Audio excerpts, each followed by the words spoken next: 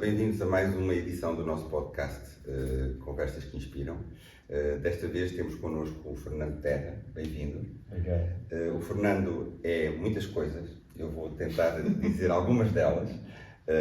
Ator, músico, encenador, diretor artístico e, sobretudo, last but not least, palhaço.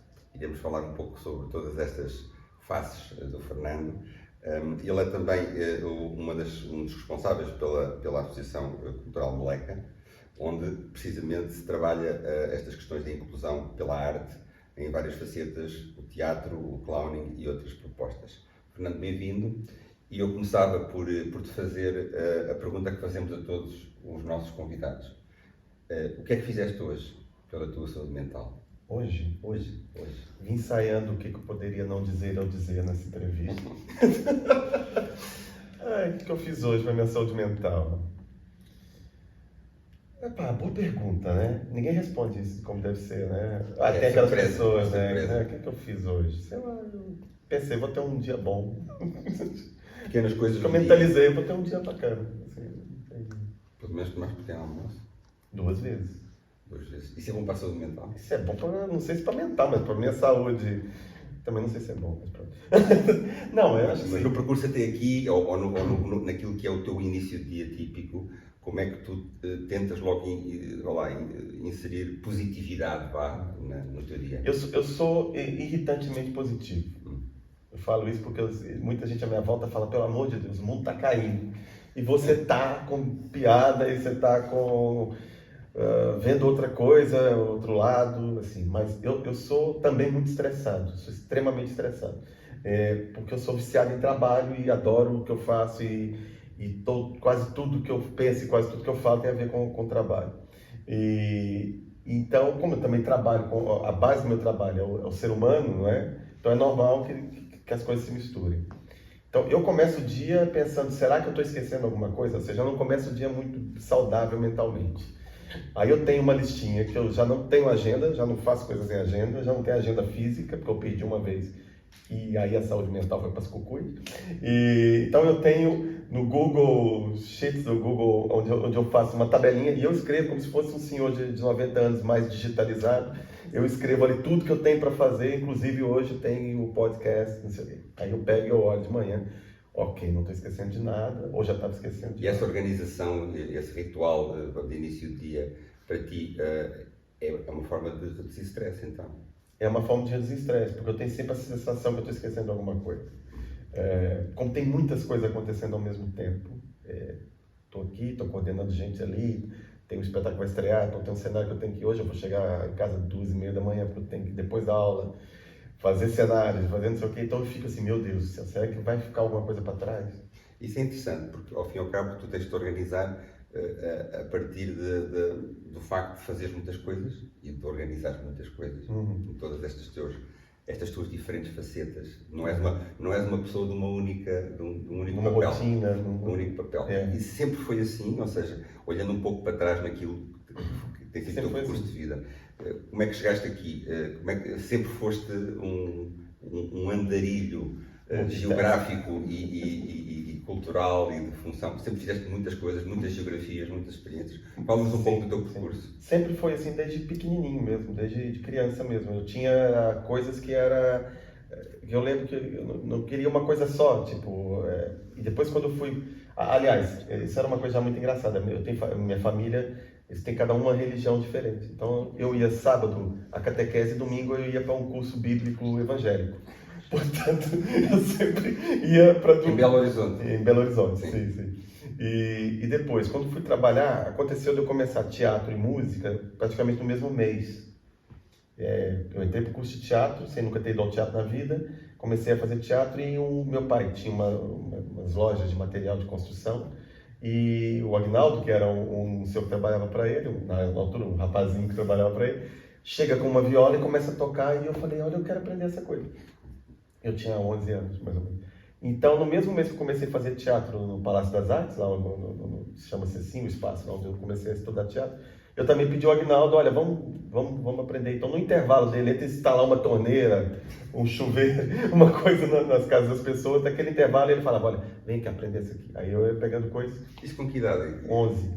Começaste logo a dedicar-te às artes com essa idade? Com essa idade, já. Então, e a partir dos 12 anos comecei já a trabalhar mesmo. Porque eu era muito manager da minha banda. Eu já tinha uma banda, que a gente tocava 3 músicas, mas já tinha uma banda. E, aliás, eu ia pra lá, eu ainda misturava outras coisas. Tinha músicas que eu não sabia tocar. E eu desligava a guitarra, que eu tinha uma guitarra incrível que tinha 2 botões que eu desligava, então eu fingia que estava para ouvir. E o meu outro colega que tocava, o Alexandre, acabava fazendo as bases enquanto eu cantava. E eu ia nos lugares e falava assim, olha, a gente tem uma banda aqui no bairro, não quer contratar a gente. E até a primeira vez foi uma coisa assim, que o homem disse, sim, você vem, era um político. Era aqueles comícios de rua, aquelas coisas. Vem sim. Eu falei, não, vem sim, mas quanto é que o senhor paga pra gente?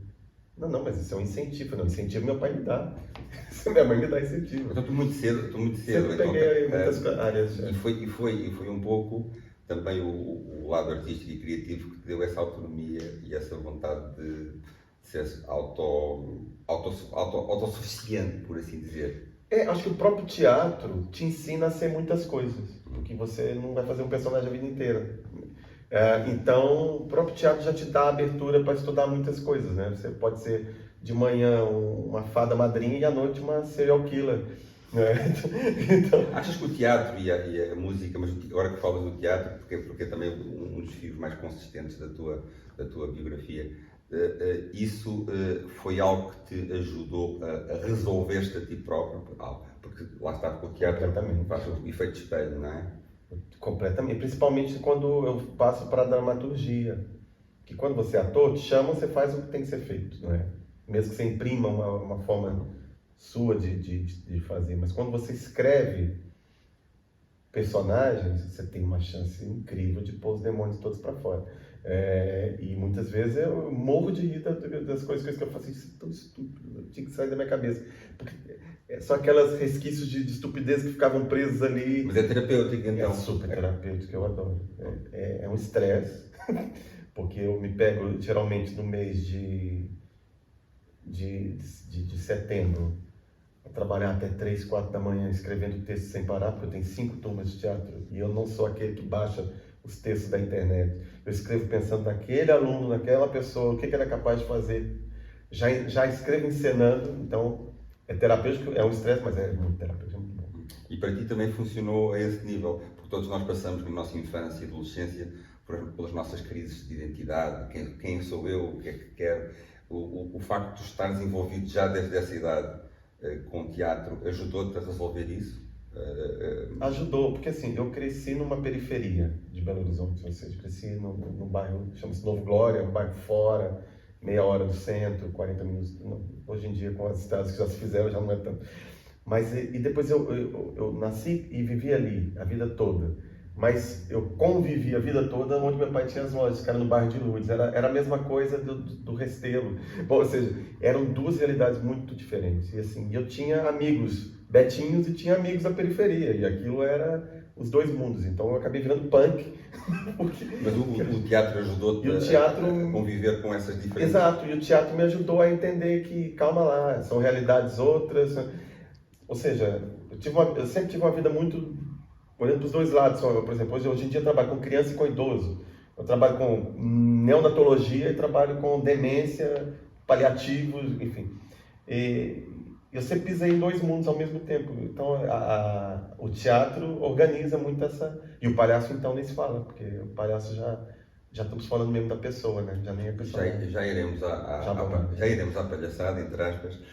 Mas queria explorar um bocadinho mais contigo também este aspecto interessante da tua biografia. O facto de desde muito cedo teres encontrado a arte e na arte teres autonomizado e te encontrado a ti próprio, de certa forma, ou foste-te encontrando, todos nós estamos sempre a encontrar. Fui tendo que... E depois há um outro aspecto da tua biografia que é também, a dada altura, também decidiste também evoluir a nível de país e de continente. Vieste para a Europa, estiveste em vários países, penso que viveste em Itália também. Estas 2 coisas estão ligadas, isso fez parte de quem tu és, isso ajudou-te a definir a tua identidade, a equilibrar-te. Fala-me um pouco disso, essa parte mais de migrante, entre aspas. É assim, eu não, em 98, sou 97, fiz um workshop de teatro absurdo. E lá estava uma menina da Argentina. Que eu não sei por que cargas d'água, eu achei que se eu fosse para a Argentina, ela ia me dar trela. Eu pensei, eu vou para a Argentina, coitado de mim, não teria a menor chance, ainda bem que eu não fui. Mas estava eu com uma ideia, vou para a Argentina, mas nem telefone da pessoa eu tinha, falei, eu nem vou conseguir encontrar essa menina. E estava fazendo um espetáculo, que era o Sítio do Capão Amarelo, em Belo Horizonte, no Teatro Francisco Nunes, que é um teatro muito grande, teatro grande, e aí estava lá um encenador que vivia no norte, que falou assim, não quer ir para Portugal, no norte de Portugal, não quer ir para Portugal para fazer um espetáculo? E eu pensei assim, Portugal, caramba. É que eu nunca, fora a aula de história, eu nunca tinha falado de Portugal com ninguém. É que estamos falando de uma época que no Brasil não chegava nada. O máximo de Portugal que eu conhecia, mesmo, muito sinceramente, era o Roberto Leal, que não é tão Portugal assim, e também era um tema de uma novela, por ignorância, porque eu sou de uma família muito simples, que não tinha essa cultura internacionalizada. E era uma novela, que era As Pupilas do Senhor Reitor, tinha uma abertura que era uma música da Dulce Pontes, que eu sequer entendia que aquilo era português, porque o sotaque para mim era tão outro, né? A pronúncia tão diferente. E eu fiz assim, tipo, e falei assim, eu vou. E 20 dias depois eu estava aqui. Então foi muito rápido, eu nunca tinha pensado em Europa, nunca tinha sempre pensado na América Latina. Um dia eu vou viajar à América Latina, nunca fui. Tu achas que é preciso alguma segurança psicológica para dar esse salto? Ou insegurança, Ou não insegurança? sei, não É isso sei. que eu queria perguntar. Eu estava numa fase que eu estava trabalhando muito, eu tinha 20 anos, estava trabalhando muito, eu tinha uma banda que tocava toda semana num festival, numa coisa, eu estava em 3 espetáculos ao mesmo tempo, eu saía do teatro de manhã, eu corria para outro teatro fazer um espetáculo à tarde e ia para outro teatro fazer um espetáculo à noite. Eu inventei uma empresa de animação de festas, que era inventada porque não era registrada, que eu contratava animadores para trabalhar para mim. Eu deixei a minha irmã fazendo animação no meu lugar quando eu saí de lá, dava workshop de modelagem de balão. Eu queria me virar de qualquer jeito. E eu estava assim, e de repente me deu esse grito, falei assim, vou largar tudo e vou embora. E eu já falei eu sim, pensando, eu vou para ficar, não interessa. E aí veio o terceiro pensamento cruel, que assim, eu ia para a Argentina mesmo, qual que é a diferença eu ir para Portugal? Mas isso é interessante porque, ao fim e ao cabo, vem a pergunta, convida a pergunta seguinte, que é, a partir do momento em que mudamos radicalmente a nossa geografia, e hoje em dia fala-se muito de que muitas das dificuldades na nossa sociedade, até a nível de relações familiares, etc., têm a ver com o facto de hoje em dia as famílias já não estão fixas num sítio e as pessoas estão mais móveis. Como é que tu deste esse salto, depois como é que não sentiste depois a falta daquela rede familiar que existia antes? Como é que depois, ou como é que reconstituíste isso? Nunca sentiste essa falta? Eu nunca senti muito essa falta. Eu sou muito independente desde os 16. Eu saí de casa com 16 anos. Falei, eu tô indo, minha vida. E comecei a trabalhar com teatro, com música, sempre com isso. E você sente a falta da presença. Então, estamos falando de uma época que não tinha WhatsApp, né? Então era ligar com aqueles cartões Hello. Quando inventaram aquilo, então foi uma maravilha, porque antes ainda era pior. No início ainda ligava, eles pagavam de lá a chamada, ligava a cobrar. Mas eu não sou também de uma família tão grudadinha assim. Apesar de estarem todos vivendo sempre no mesmo sítio, não era aquela coisa, não é tipo uma família italiana. Ou portuguesa, né? Que cultiva muito essa... A minha família em si não é um retrato da família brasileira. A minha família, assim, era uma família mais largada, mais independente. A gente gostava uns dos outros, sabíamos disso, mas não ficávamos muito nessa. E as minhas irmãs eram pequenas, ainda eram pré-adolescentes quando eu vim para cá. Não sentiste tanto essa... Não senti mesmo. E tanto é que eu fiquei 1 ano e meio sem voltar ao Brasil, depois fiquei 6 anos sem voltar ao Brasil, depois eu fiquei 13 anos sem voltar ao Brasil. Isso quer dizer que, de alguma forma, a partir do momento em que chegas a uma nova realidade, imagino que depois reconstituis essa rede sim, aqui. Sim, é isso. Eu pensei, agora é aqui. O que me ajudou imenso. Eu sempre tive isso. Eu fui embora para sempre de Portugal 3 vezes. Nunca mais eu volto. Exato. E sempre havia uma coisa que me chamava de volta. Até que da terceira vez que eu voltei, eu falei, agora acabou. Agora não tem jeito. Mas eu sempre pensei assim, eu estou naquele país, eu estou naquele país, eu estou naquele lugar, eu quero saber como é que funciona, como que se come. E entretanto também constituíste família aqui. Sim, depois que eu conheci a Rosana aqui, já há 18 anos, e mesmo com ela fomos para a Itália, depois voltamos. E deixa-me fazer uma pergunta, que muita gente, que é uma realidade também de muita gente em Portugal, que somos um país de pequeninas empresas e empresas familiares.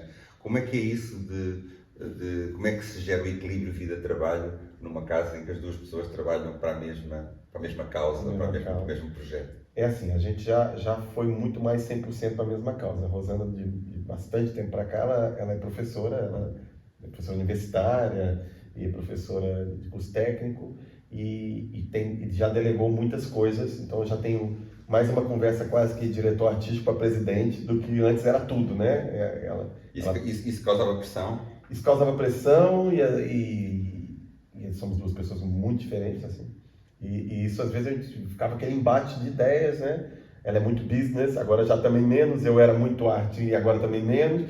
A gente conseguiu encontrar, assim, também um equilíbrio, ensinou para o outro coisas. Foi um aprendizado. E desenvolveram estratégias de separar águas, de se manter, entre aspas, a boa onda? A gente tem tentado desenvolver essas... É um processo? É um processo e é um processo de uma vida, né?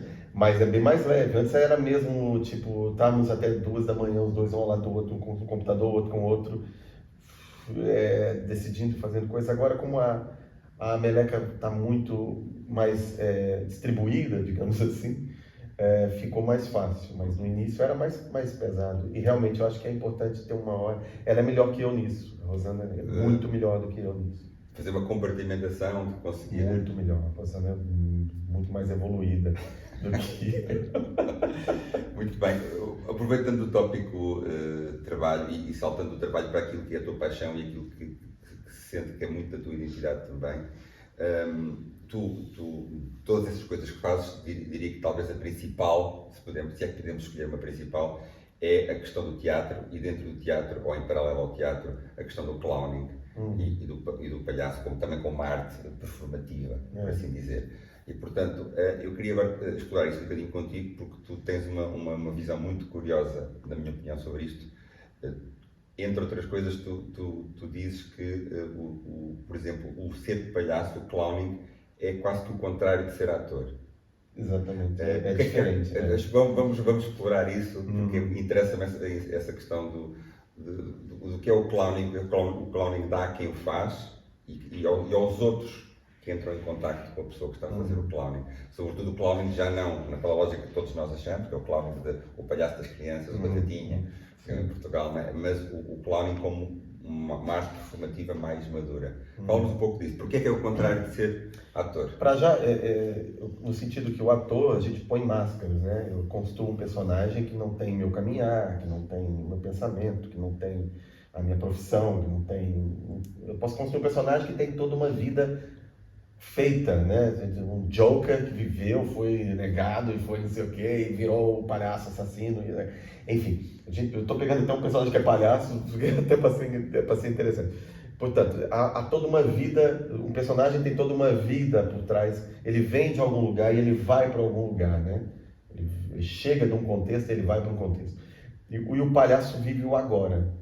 E o palhaço, ao invés de pôr as máscaras sociais, né?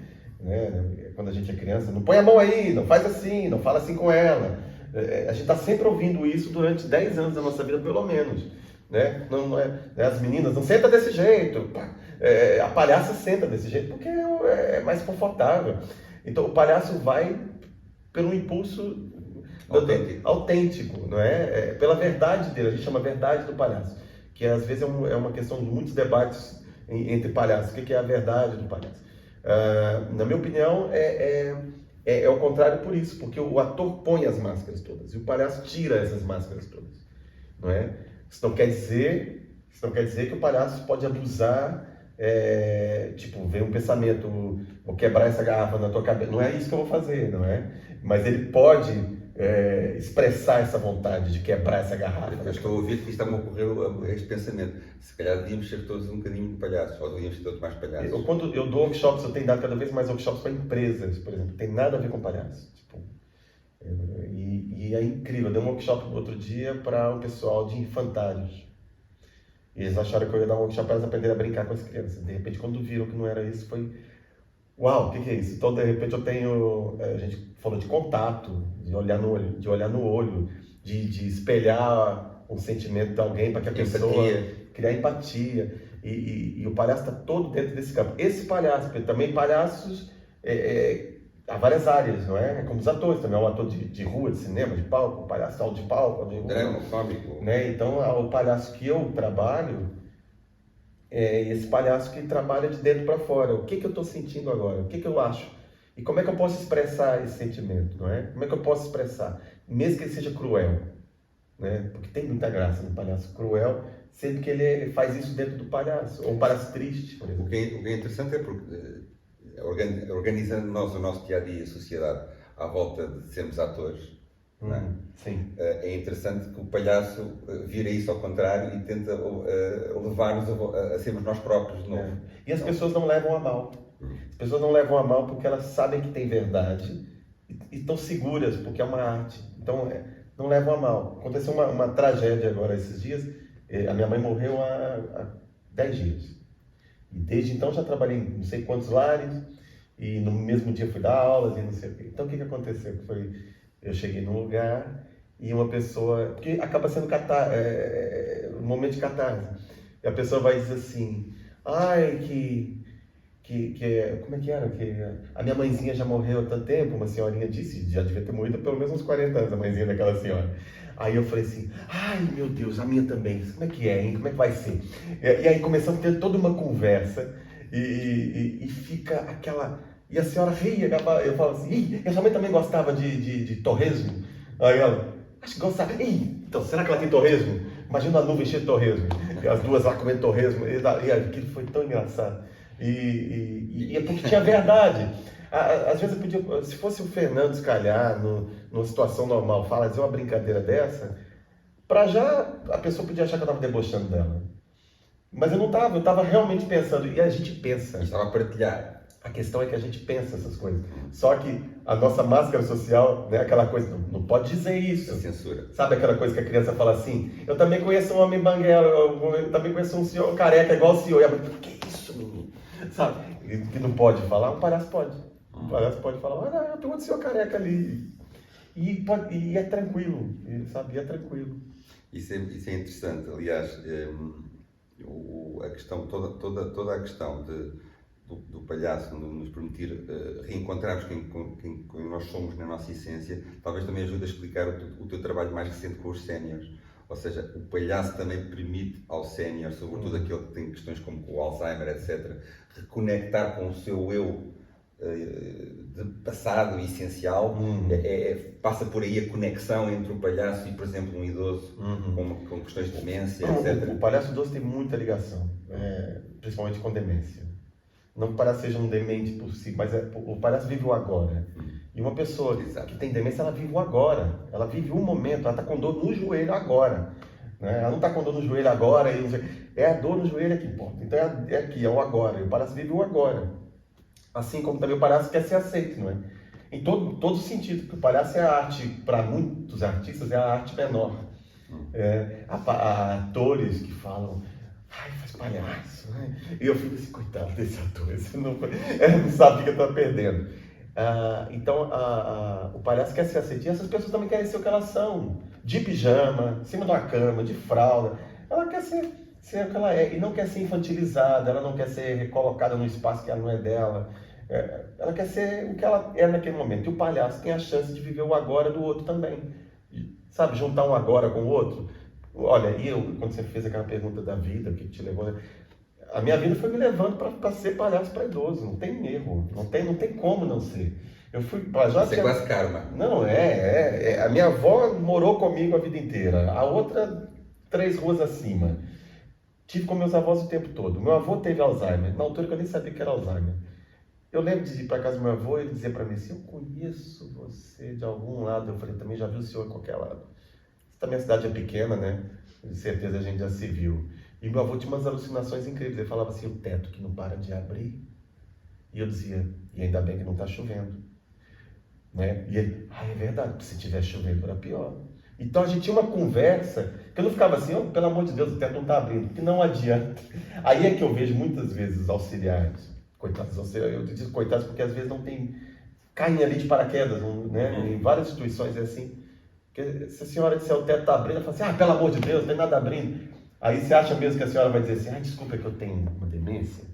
E eu vejo, não vai falar isso para você, porque a verdade dela é que o teto está abrindo. Então o palhaço reconecta com o agora, talvez até também ajude a reconectar com aquilo que muitos idosos também acabam por reconectar com aquilo que já foram, com a sua, sim. sua infância, com a sua... A gente tenta fazer isso com o nosso trabalho no Ruga de Riso, que é o que a gente chama de memória ativa, e até estou colocando isso no livro, que eu estou escrevendo agora sobre isso. A memória ativa para nós é aquilo que reconecta essa pessoa com o tempo em que ela era mais autônoma.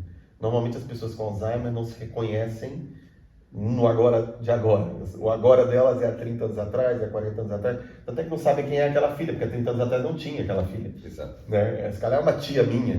Né? E os filhos ficam tristes, tentando entender por que está isso. Não tem que tentar entender, é assim, tem que tentar, mas não. E a dinâmica do E a gente tenta chegar com uma música, com uma expressão, com uma roupa, com um figurino, né? Nós usamos um figurino mais retrô, e isso tudo, muitas vezes a gente ouve assim, meu pai tinha um colete igual a esse. Muitas vezes eu ouço, isso meu tio cantava quando descia para poder colher as azeitonas, e é engraçado, meu marido cantava isso para mim quando a gente se conheceu. No fundo, é aquilo que é percepcionado às vezes como uma completa perda de...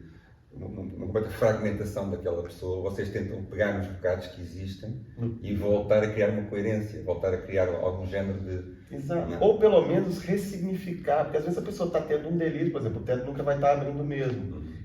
Mas por que eu tenho que bater de frente com essa pessoa? Por que eu não posso...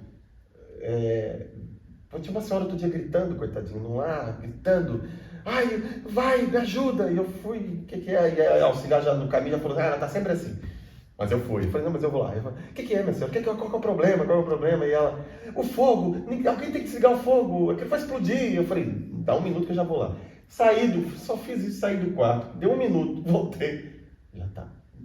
A senhora ficou sem gritar muito tempo, claro, depois é que deve voltar. Mas entrar na realidade daquela pessoa. Entrar na realidade da pessoa, dar um significado diferente para aquele momento, não bater de frente com a pessoa, mesmo quem está em cuidados paliativos. Acho que é super importante a pessoa entender que pode ser no meio dessa desgraça, estou morrendo e muitos têm essa consciência, estou aqui nesse andar de cuidados paliativos, então eu estou indo. Por que não a gente dar para essa pessoa também uma cor diferente, sabe? Pode ser melhor. Tinha um ator muito famoso, português, que estava internado em cuidados paliativos, e a gente estava, já foi há algum tempo, e não quero falar não, e foi engraçado que entrei eu e meu colega e nós falamos assim, e quando vimos que era ele, já sabíamos que ele ia estar ali, que a gente estava fazendo teste para uma novela, o senhor podia ajudar a gente, e aí fizemos toda uma cena para ele julgar, e ele depois começou, olha, eu acho que se você andar mais para ali, aquilo começou a virar uma verdade, ele começou realmente a dizer, dá para a pessoa essa possibilidade dela não ver só o problema. Sim, e é interessante, falando agora da questão das pessoas que estão no seu momento final de vida, usando a tua expressão que acho que é feliz, que é ressignificar cada momento da vida. E quando estamos na fase terminal da nossa vida, ainda assim há uma oportunidade de ser feliz e de ter sentido. Eu acho que sim. A coisa de um mês atrás tinha um senhor que a auxiliar disse assim, olha, ele tá a partir, foi isso que ele disse. Ela disse, ele está a partir. Ele estava muito ofegante, já se notava que era coisa de mais minutos, menos minutos. Então a gente começou a cantar uma música muito calma, não sei o quê, e o senhor olhava pra gente, e aquilo, e aí a gente começou a fazer, foi uma honra, foi maravilhoso, o senhor foi incrível, muito obrigado, e começamos a dizer coisas que talvez as pessoas, que a família até queria dizer, mas não vai dizer, por questões várias, e a gente começou a dizer, olha, valeu a pena, foi muito bom encontrar com o senhor, e não sei o quê, e o homem só olhava, a gente não sabe o que ele processou com aquilo tudo. 2 palhaços vêm para aqui me dizer isso, não sei o quê. Mas, sei lá, o palhaço é um porta-voz do caos, mas também é um organizador do caos, sabe? Acho que a gente consegue, se tiver uma boa escuta, se a gente tiver realmente entendendo o que a gente pode, ou ir embora naquele momento, também é importante a gente saber. Vou aproveitar essa ideia do caos e do que é que nos aguarda do outro lado. O outro lado pode ser o amanhã. Para fazer-te aquela pergunta com que nós também terminamos as nossas conversas, que é o que é que começaste por perguntar o que é que tu fazes no dia a dia pela tua saúde mental, e agora fazia-te uma pergunta, se quiseres mais sociológica ou mais filosófica, toma como quiseres. O que é que nós, como comunidade, precisamos de fazer mais pela nossa saúde mental? O que é que falta? Eu acho que falta a gente achar que nós somos melhores do que os outros. Eu acho que as pessoas acham que são melhores que as outras, ou porque elas têm um diploma, ou porque elas têm uma cor mais clarinha, ou porque elas moram num país mais XPTO, uma coisinha. Mas isso é ignorância. Eu acho que usando uma música tua, isso é ignorância. Ignorância. Eu acho que a gente tem que lutar contra a ignorância, sabe? Eu acho que a gente tem que começar a entender que sim, que é engraçadinho a dancinha do TikTok, não sei o quê, mas acho que mas que eu acho que a gente tem que começar. Eu estou muito preocupado com, a gente falou isso numa conversa que a gente teve há pouco tempo, estou muito preocupado com esse esquecimento da literatura clássica, essa reescrição dos livros, isso me incomoda imenso. Eu acho que a gente tem que parar de achar que a gente é a última bolacha do pacote. E outro dia eu ouvi uma coisa boa, mesmo porque a última bolacha do pacote está toda partida. então eu acho que é isso, a gente tentar olhar para o outro e pensar assim, podia ser eu. Não só, porque muita gente faz isso só para o bem. Podia ser eu ter o dinheiro do Elon Musk, ou do Cristiano Ronaldo, quem quer que seja. Mas ninguém fala, podia ser eu, aquela mulher que está dormindo na rua, sabe? E dividindo a comida dela com o cachorro. Né? Eu acho que está na hora da pessoa olhar e falar, podia ser eu. Então, o que eu ia querer que fizesse comigo? Né? O que eu ia gostar? Como é que seria? E aí a gente começar aquilo do Gandhi, de ser a mudança que a gente queria nos outros. Né? Eu acho que é só com esse pensamento que a gente conseguiria alguma coisa. Mas acho que há um emburrecimento muito grande em andamento que está dificultando um pouco isso. Vamos tentar... Está meio utópico da minha parte. Vamos tentar olhar para isto pela positiva. Nós poderíamos falar muito mais tempo, terminámos hoje, mas acho que é uma boa nota para terminar. E vemos no próximo podcast. Fiquem bem.